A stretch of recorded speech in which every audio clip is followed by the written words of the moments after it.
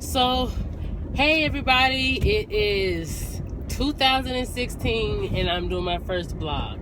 Now, I decided to do my blog while I'm on the go because I had to drop a friend's kid off at school for her. So, while my van is quiet and I have the time before I start school today, I'm going to go ahead and do my blog.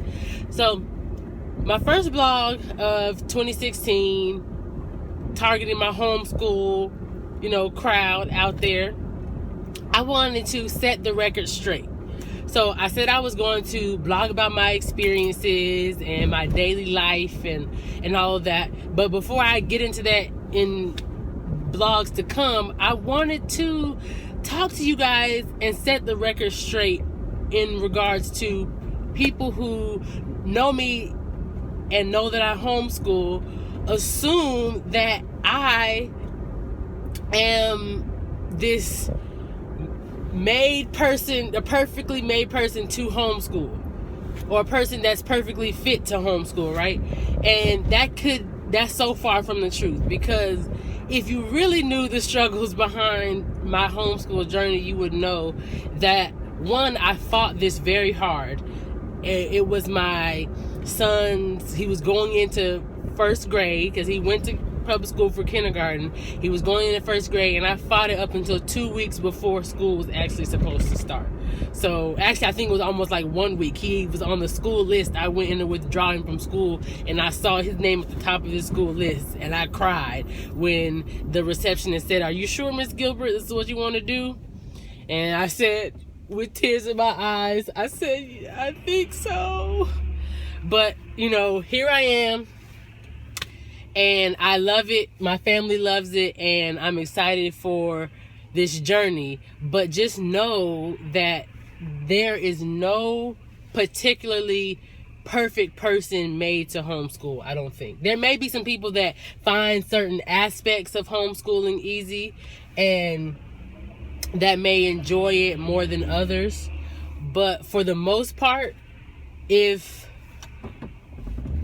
you love it and you have a passion and a drive and a motivation behind you, then that is what will keep you moving forward. Even on the days that your kids get on your nerves, the days that you, like me, see the bus coming in your cul-de-sac and say, "Boys, get your backpacks because today you getting your butt on the school bus."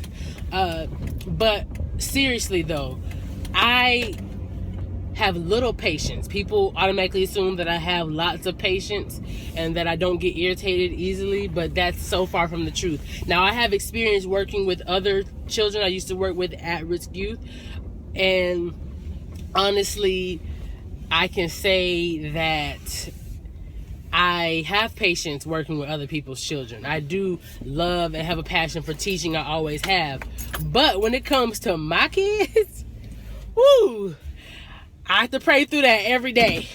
So I really do know that it's not always easy, and I literally have positive statements all over my walls to remind myself how to be and not to get irritated easily and all of that. So I am not some pre-made person that has these special qualities that make it easier for me to homeschool, because honestly, there are days that I feel with tears and wondering, actually, can I do this? But there's a passion and a drive and a motivation behind me that I desire to pour something that I know God has given me into my children, and to teach them things that I don't feel like they could get elsewhere, and to build a foundation. I take it 1 year at a time, and I am just enjoying every bit of the journey. I think I learn more than they do.